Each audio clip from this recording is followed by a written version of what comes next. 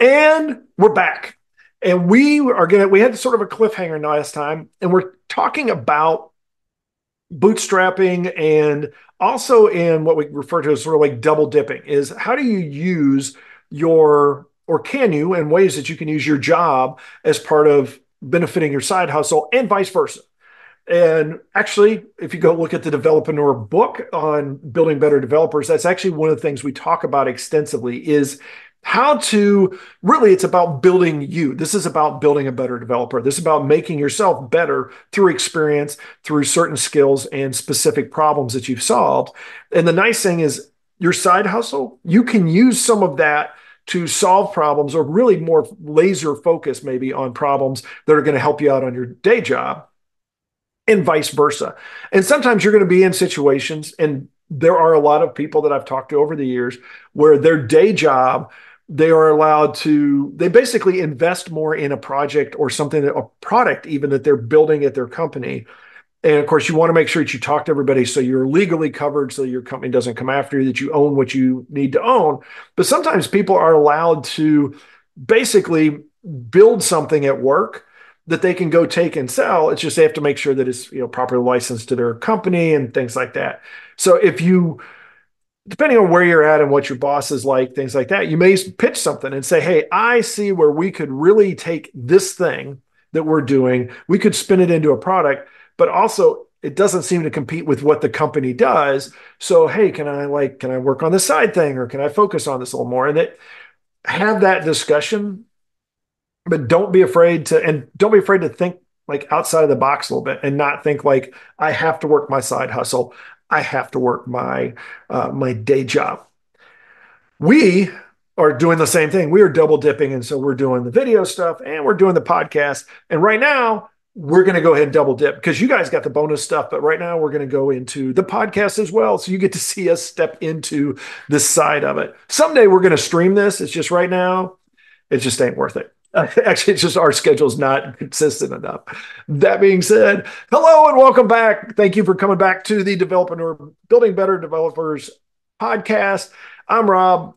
The other guy that you're going to soon hear is Michael. We are talking deep into season 21, literally hundreds of episodes in. Apple only keeps up with the last 300. We're like rapidly approaching 3 times that amount, definitely past 2 already. This season, we're focusing on business problems and just sort of talking about a problem of the week, some of the things that we would normally see in a mentor or a mastermind kind of group. And this episode, we're continuing last episode. We talked about starting up a business and the costs and things like that, a little bit of bootstrapping. And this episode, we're going to tweak that a little bit. We're going to dive a little bit more and focus on the basically breaking even. How do you go from, and it's really a 2-step process. How do you go from I'm running a side hustle and it is just an expensive hobby, and to like I'm breaking even. So now I'm doing this thing, but it's paying for itself. And then the next step, obviously at some point you want to get a little bit of money out of that. But then the next step is when this generates enough money that it's like time for me to quit my day job and go work on the side hustle. So that's what we're going to talk about this episode. First, I'm going to throw it over to Michael and say hi and see what your thoughts are on this as we start into it. Hey everyone, I'm Michael Malash, Vision QA and co-founder of Developreneur. It's kind of funny, we talk about this all the time. We talk about bootstrapping businesses, we talk about doing side hustles, and there's always that point when do I say that my side hustle's no longer a hobby? I started this to make a couple bucks on the side, maybe buy a PlayStation or buy that new fancy phone. But now it's like, oh, it's actually making money. At first it's costing me money, but now it's like, hey, I can buy things now. I'm making a small profit or breaking even. And then you want to start looking at that next step. Well, can this supplement my day job or should it? It all depends on your lifestyle choices and what you're comfortable living with monetarily wise. Uh, what I'd like us to kind of touch on this time is the break even point.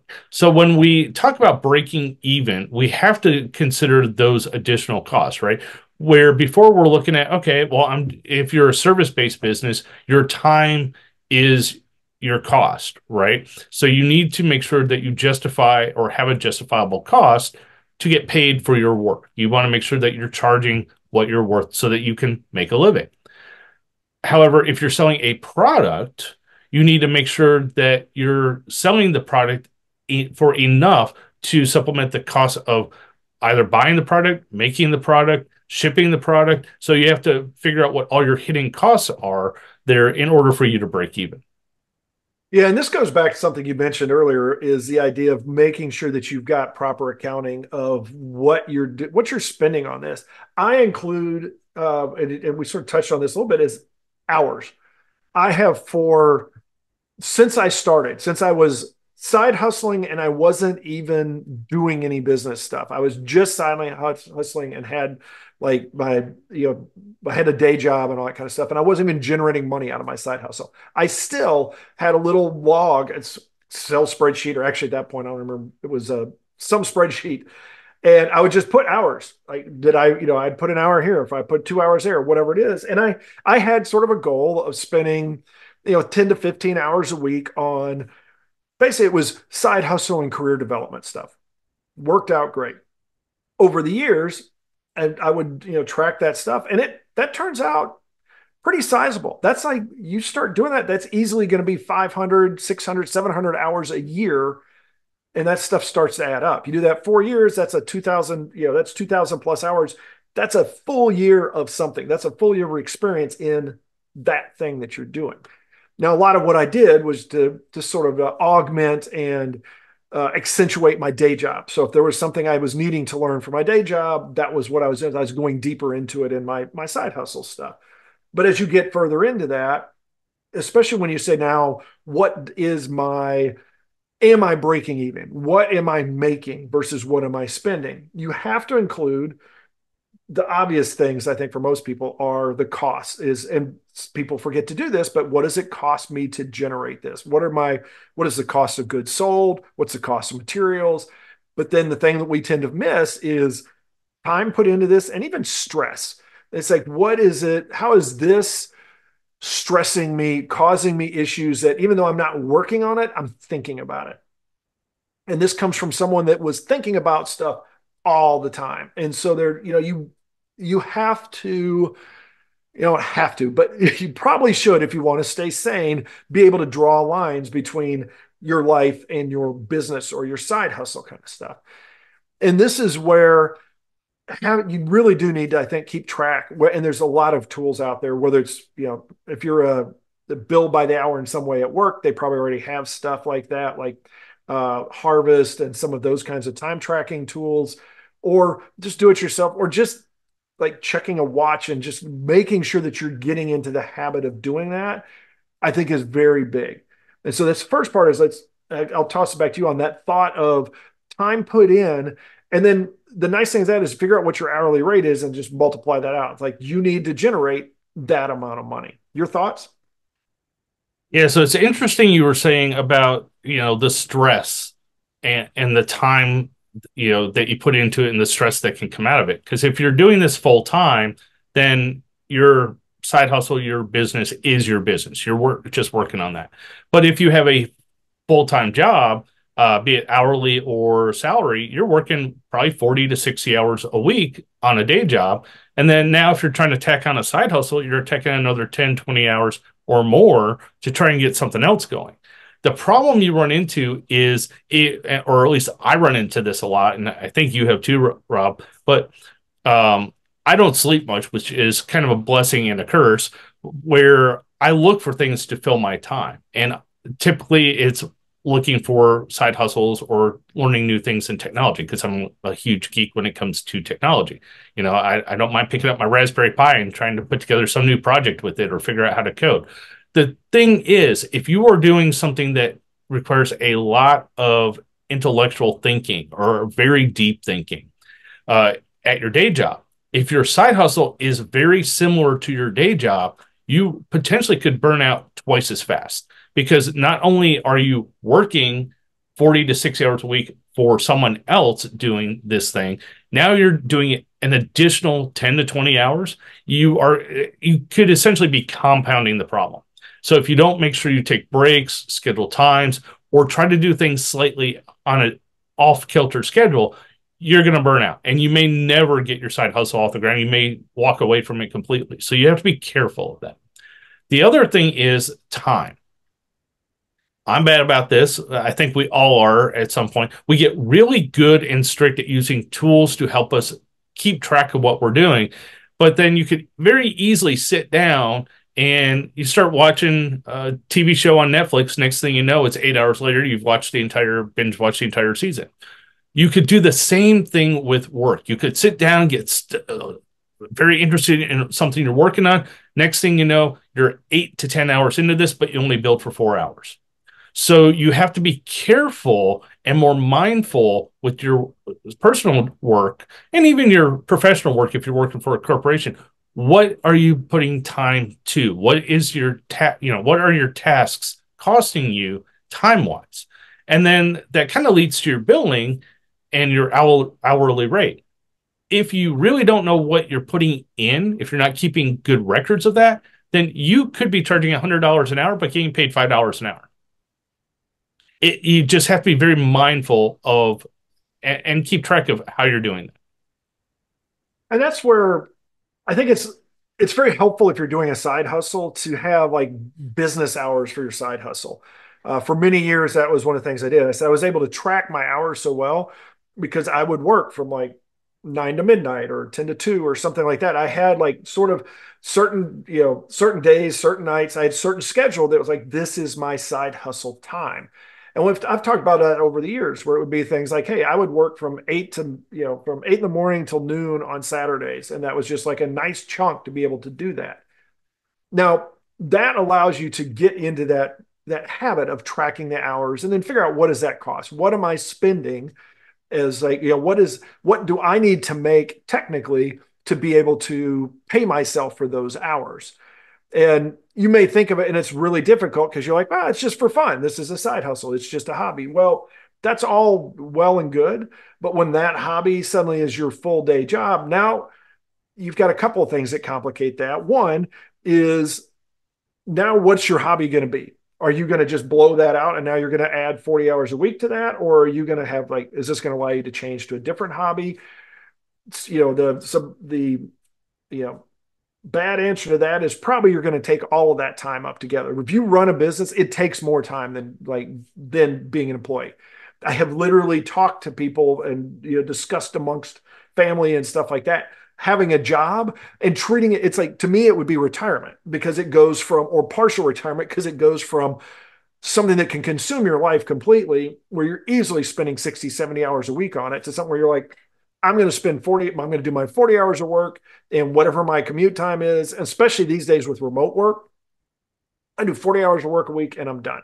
And you don't think about, I think most people don't realize that if you do 8 hours of work, you really probably only got at best 5 or 6 hours of like productive work in there.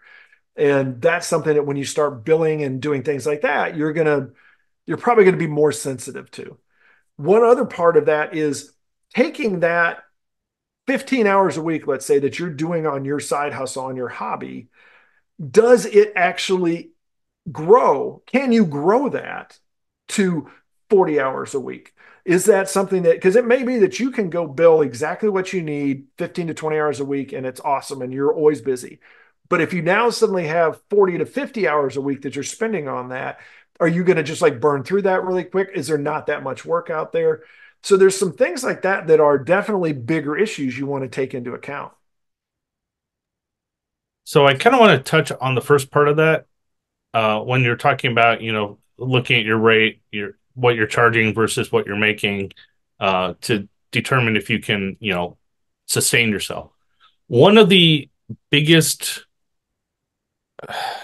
problems I would say in software, in technology, right, is a you have a boss or you have an idea and you sit down and you throw out a proof of concept. Next thing you know, your proof of concept has been sold. It's now in production, and you have this duct tape rubber band concoction that is now going to cost you so much time to maintain, or you start out billing at such a low rate, you have a hard time kicking that cost up because you basically have set yourself at a billing rate that's not sustainable.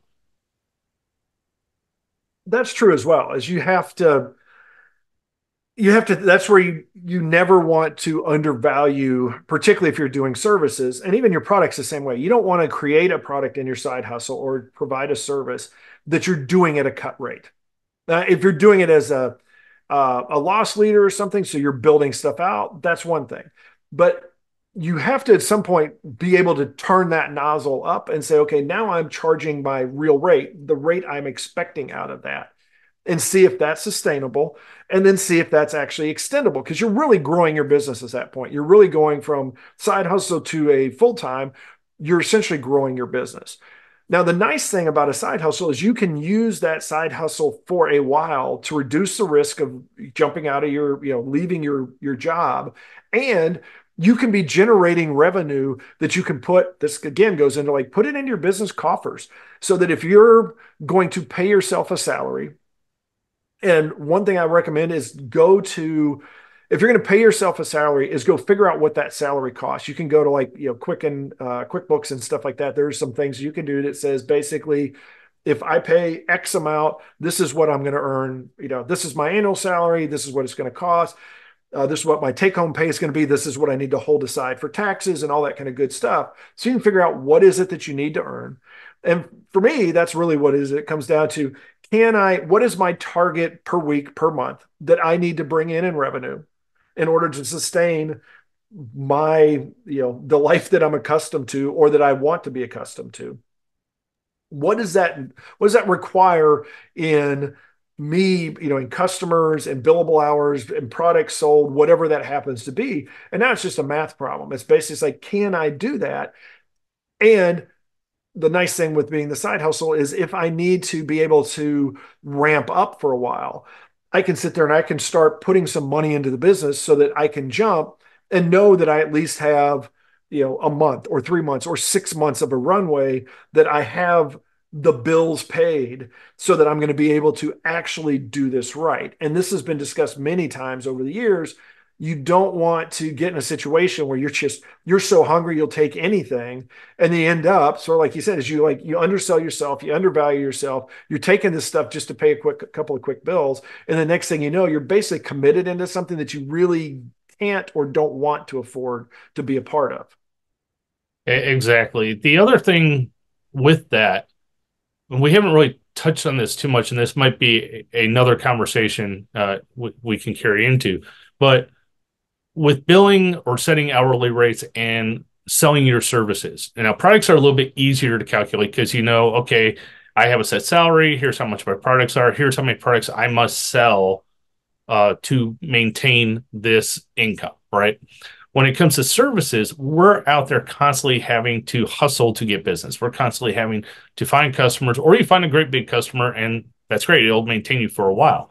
But as you start getting bigger and you start having larger clients, larger projects, um, do you start building in buffers where, if you take on this 10-week project, do you require them to pay you 10% upfront that is non-refundable if they walk away from the project within the first, or set it up to where, you do 10 hours? Yes, okay, we're all on the same page. But because you start to set budgetary or monetary, fixed, not fixed, but like schedules of money that would be coming in based off of those projects. And then if they suddenly walk away, you're left with nothing. So how do you kind of buffer that in, or is that something we should kick to the next one? I think we can cover that sort of quickly in this one. And it's an interesting approach. And I've seen it done a couple different ways. I've done it different ways. One, I have been told many, many times, I don't charge enough. I'm way too easy on billing. I'm just way too light on that. So I am probably the wrong person to ask. My mentor is, he does stuff up front, and he usually does, and it's not a bad thing. And it's going to be a bigger project.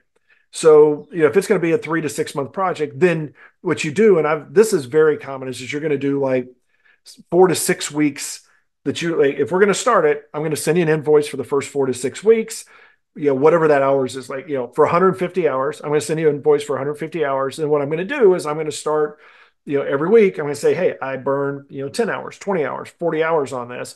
And we're going to keep that little, ticker until we go down to a certain point. And then I'm going to get down to whatever my amount is. Maybe it's like when I get down to 20 hours or less, I'm going to invoice you for the next 150 hours. I have seen it done a lot. And I've even tried in the past to do like half up front and half at the end.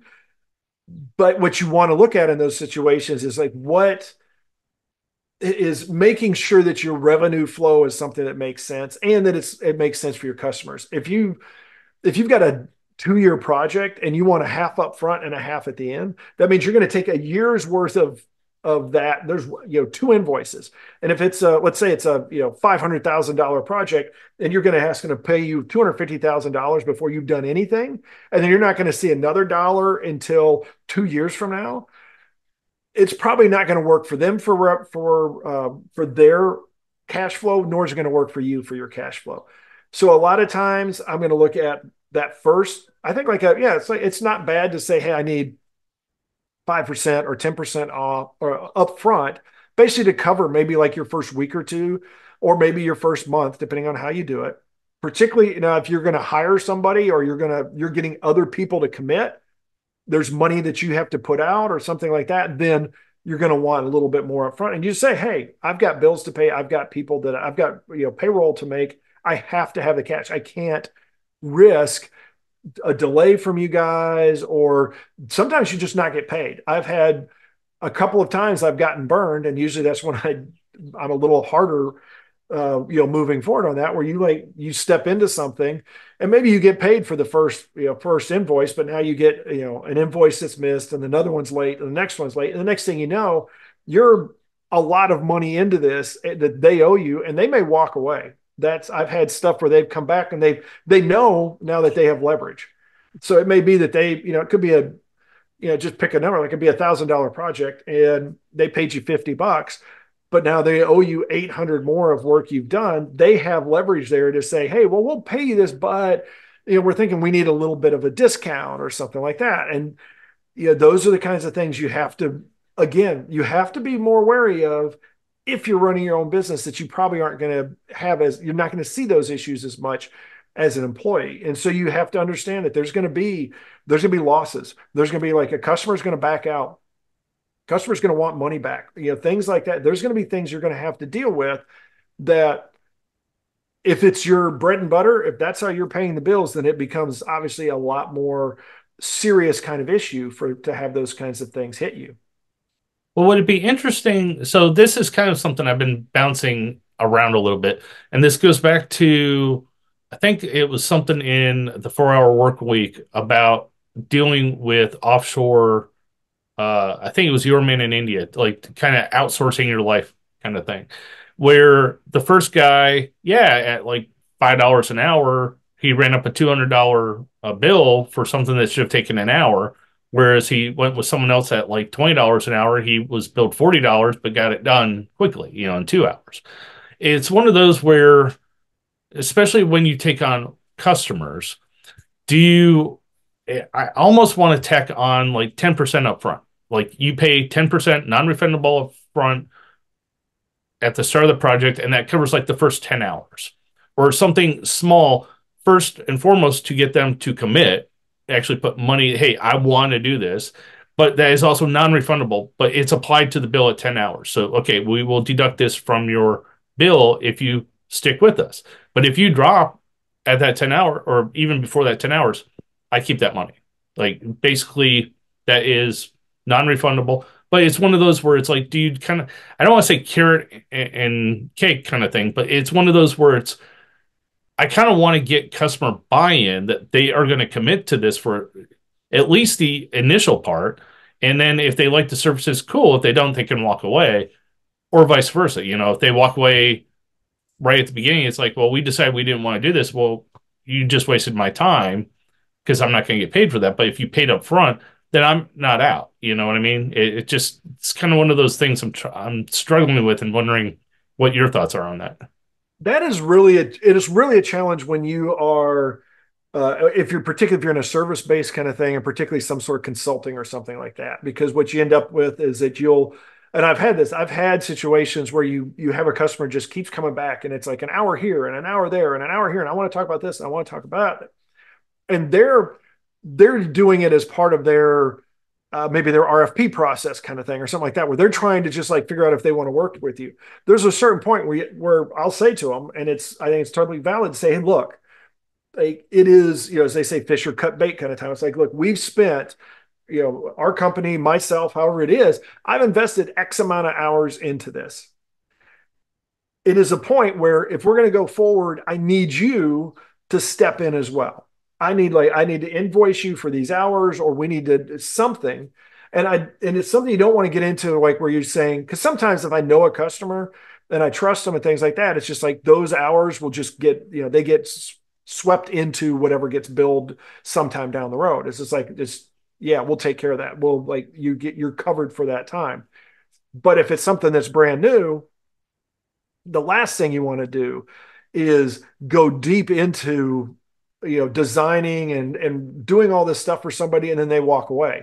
Early on, one of the lessons learned is I was like, wanted this project. It was really cool. It was really big.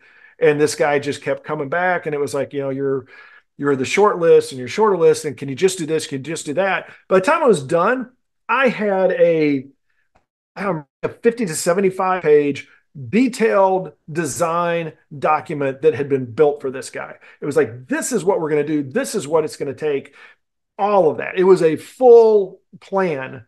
And, I don't know, but I have a feeling he just had me just for free design his entire solution for him. Cause then he got in, he's like, oh, I'm going with the other guys.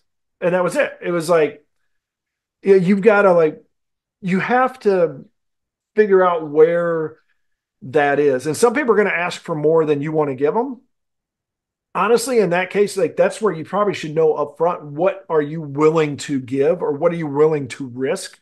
And this goes with like invoicing. I have my numbers that I'm willing in my head. It's like if I have more than X amount of unpaid invoices, then I'm not going to spend much time on them.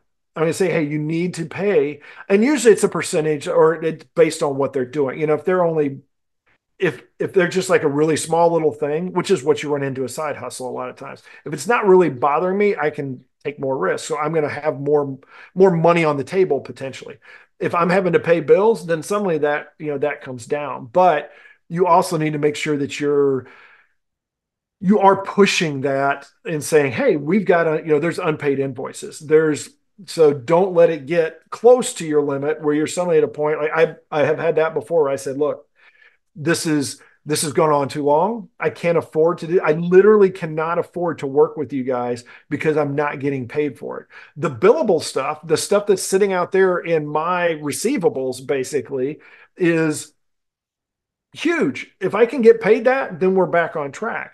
And I ended up, basically walking away that customer. I did finally get paid, but it was some of those things that by then it was, I was like, I have to go find something else. I cannot keep doing that. I was like, I was basically loaning them money into me not being able to pay all my bills. So that's something you want to watch out for sure. Yeah, so that's and like you were talking about the RFP process. So what I've kind of constructed in the current business model is I'm offering a free 30-minute consultation to do like a high level introductory QA assessment of what the company has. From there, I'll spend an additional 30 minutes, take that, detail it, and then I will produce a report for them on kind of where they're at, where they need to go. Um, not so much a sales sheet, but just kind of like here is a high level stamp of your current software QA process. And then if they buy into that, my thought was that, okay, so I'm going to then bill you if you want to do the full QA assessment. I'll bill you upfront for the first 10 hours, which if it's a small project, I think I'm looking at about 5,000 for the assessment. So you figure, about 10 hours of that. So it's going to be about $1,000. And if they pay the check for the grand, then okay, we're off and running. You don't pay the check for the grand, well, then you're not really committed to doing this process. it's kind of that uh, ask them to buy and then tell them, well, here, buy. Because if you ask them, will you buy it? 90% of people say yes. But if you say, here's the price, buy it, you may get only 40% to actually buy it. So I'm trying to set the expectation a little differently with this, and I might be wrong, but it's after doing like the marketing strategies we've done for a couple different things, that kind of mindset seems to work for me and some of the other technical businesses I've been talking to. That's what they do. They kind of get a little bit in up front to get the customer to commit. They cash that check. They have that money for that first part, and it's applied to the total bill. But if the customer walks away within that time frame, then no one's at a loss. Yeah, and that's the way, and that's exactly why I do the same thing. Is to give the customer enough to understand what is being offered to them, and it's I guess it is a little bit of a lead magnet in the same way, but essentially the same thing. Is you get, and this is very common, is that you get free consulting up front. It's typically a half hour to an hour, and it's sort of the same thing. Is I'll do a half hour real like high level, just talk to them about their problems and their situations so I can give them a couple of, and it's basically like you run into somebody at a bar, they talk about stuff and they're like, hey, here's what I'm going through. You're just like, hey, I don't mind solving your problems. Good example is I've got a lead right now that came back to me and said, hey, I'm like just getting started. I don't know if I need an IT assessment. And I said, you know what? Starting your business is probably the best time. I get that you maybe can't afford it, don't want to put the money into it. So just like, let's spend that time. Let's just have that initial call and then see what comes out of it. Because if nothing else, I get to learn about their business. I have somebody that I have helped them out, and maybe they'll tell somebody else or they'll come back to me later, whatever it is.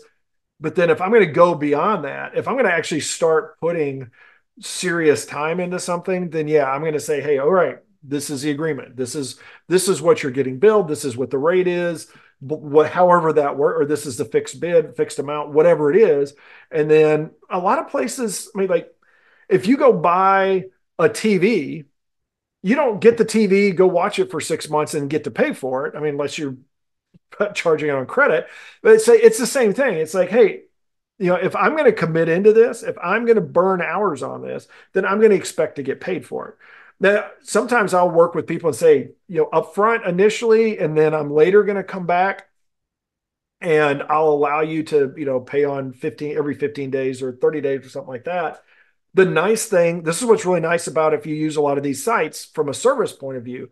If you use Upwork or Guru or some of those, they have all of their own payment like guarantees and stuff like that. So as part of them taking their cut, one of the things they do is they make sure, or you can make that part of the project. It's like that customer has to have already put money into their that service provider account so that you bill it through the system. And then when that comes through, unless they go in and like argue it and say you didn't deliver or something like that, then that money gets released to you.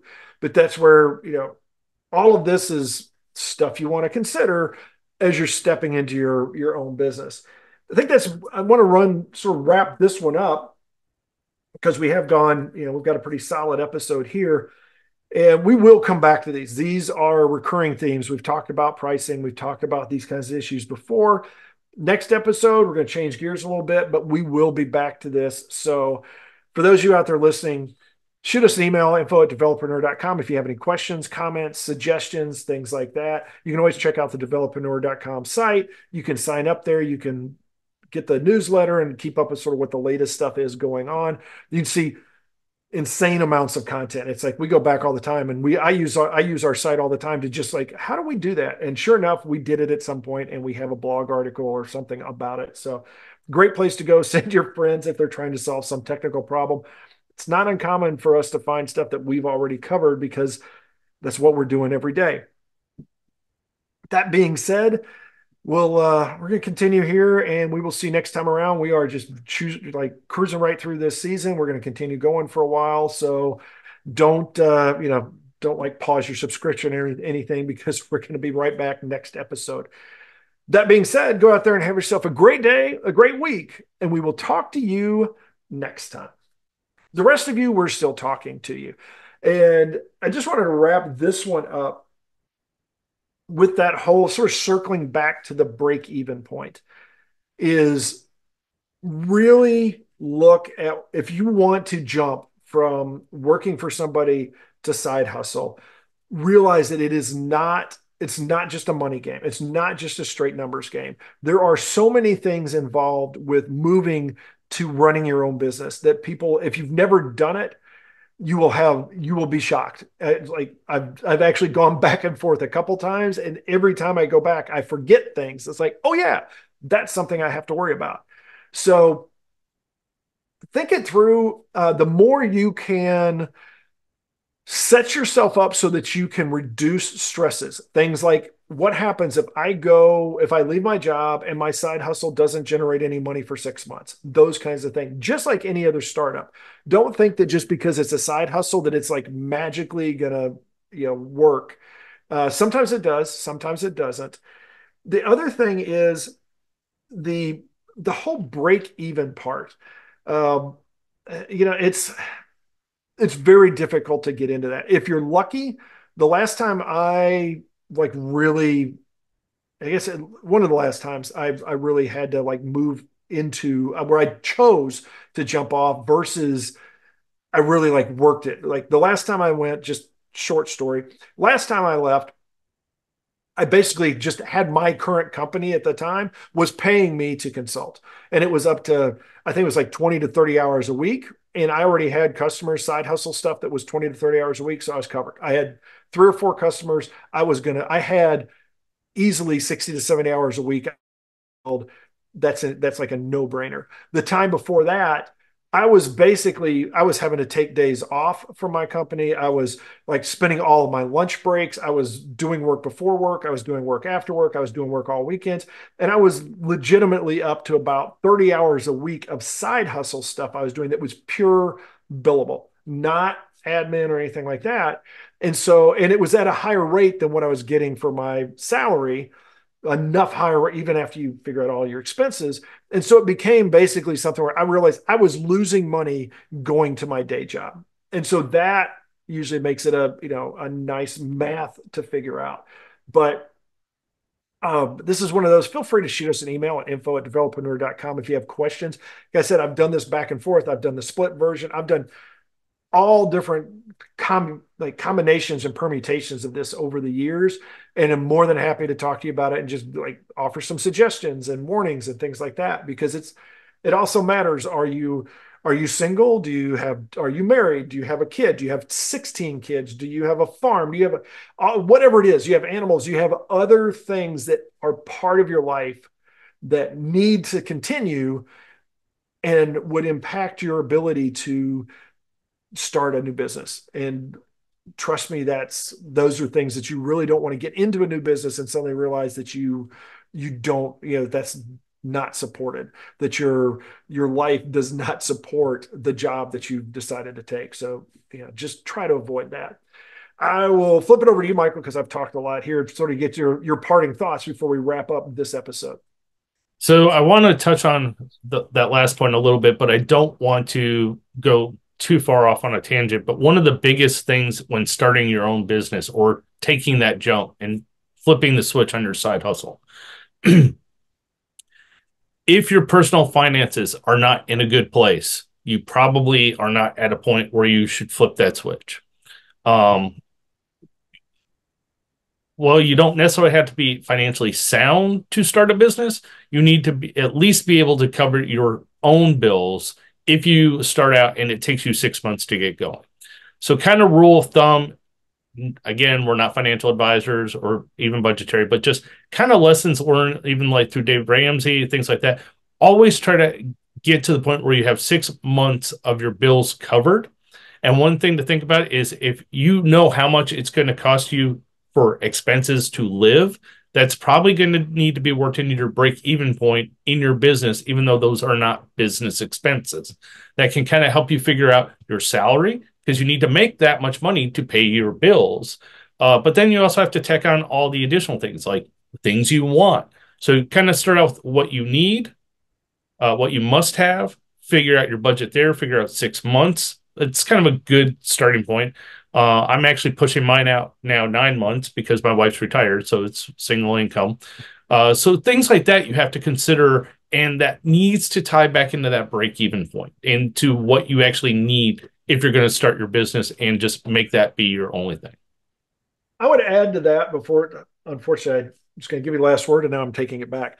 I would add to that when you're budgeting your hours, I mentioned the idea of having like you have a target for your week or your month that you have to generate for your company to pay its bills to cover what you need. On the plus side of that, the overage side of that, this is something else that goes back to your time. If you need to generate, pick a number, if you have to generate $1,000 a week and you've gone this week and you have now generated $1,100 a week, but you have more work you can do this week, maybe just don't do it this week. And maybe you'll lose it. And so sometimes you do run into that where you're going to have feast or famine kind of stuff, where you're going to have a $2,000 week because you're going to have a 0 week the next week or something like that. But use that as a sanity check, because if you're exceeding what you need, then you need to look at maybe hiring somebody else because maybe they can pick some of those hours off, which is what I've done. I always go over and I go to a certain point where now I'm overloaded and I pick somebody else up. And then once that person's overloaded as well and I'm overloaded, okay, now we have buffer, we can go hire somebody else. But use that so you don't get the idea that depending because depends on what your mindset is, it's easy for you to say, I'm going to work that extra hour because I'm going to get paid for that extra hour. And so now you have this stuff where it's like, I really want to earn that extra. I really want a little more safety. I want a little more security, but you're giving up so much sanity for it. And it's easy to burn out. So we've gone a little long on this one, but we will wrap this one up. We'll come back next time. Trust me, the conversation never ends. As always, let us know. Developernerd.com, info@developernerd.com. If you have any questions, comments, suggestions, leave comments out out in the show notes or underneath this video, all that kind of good stuff. Like us, follow us, send us smoke signals, all the fun stuff, subscribe, all those things that people talk about all the time. Go ahead and do those and come back and see us next time. Till then, have yourself a great day. We will talk to you next time.